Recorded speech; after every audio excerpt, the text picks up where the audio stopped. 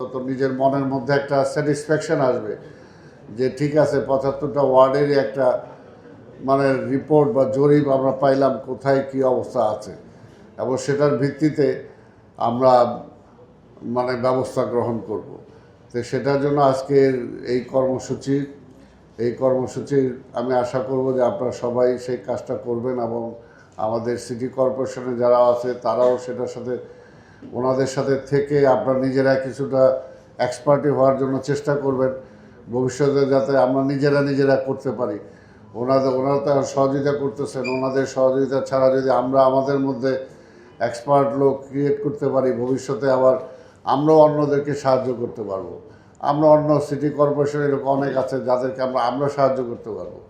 তো সেই কারণেই আপনারাও সেটাকে গ্রহণ করবেন এবং বিষয়টাকে সিরিয়াসলি নেবেন যে 10 দিনের প্রোগ্রাম আমরা দিলাম, এই 10টা দিন যাতে ঠিক মতো প্রত্যেকটা জিনিস কার্যকর হয়। এটা হ্যাঁ, আমাদের ৭৫টা ওয়ার্ডে আমরা যেটা কত ২২৫০ বাড়িতে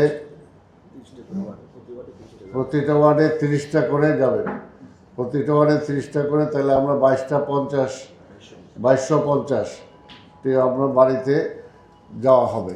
এবং এটাও আসলে খুব বেশি না, তারপর আমি মনে করি যে এটার মধ্যে দিয়েও হয়তো একটা রিপোর্ট আমরা পেতে পারি যার মধ্যে দিয়ে একটা ধারণা আমাদের জন্মাবে এবং ধারণার উপরে ভিত্তি করে এখানে আরেকটা কথা যেটা আসছে এটা ঠিক, অর্থাৎ কোথাও যদি এটার লার্ভা পাওয়া যায় সাথে সাথে যাতে সেটা আবার আমরা অ্যাকশনেও যেতে পারি। কারণ আমি রেখে দিয়ে আসলাম রিপোর্ট করার জন্য যে ওই জায়গায় যায় দেখেন আমি দেখে আসছি, ওইটা না, সাথে সাথে যদি ওইটাকে ধ্বংস করে দেওয়া যায় তাহলে কিন্তু আমাদের কাজটা ওইখান থেকে শুরু হয়ে গেল। কাজে আমরা যে কারণে জরিপটা করতেছি সেটাও কার্যকর হবে, যে এতগুলো পয়েন্টে আমরা পাইছি, এতগুলো পয়েন্ট অলরেডি আমরা ধ্বংস করে দিছি।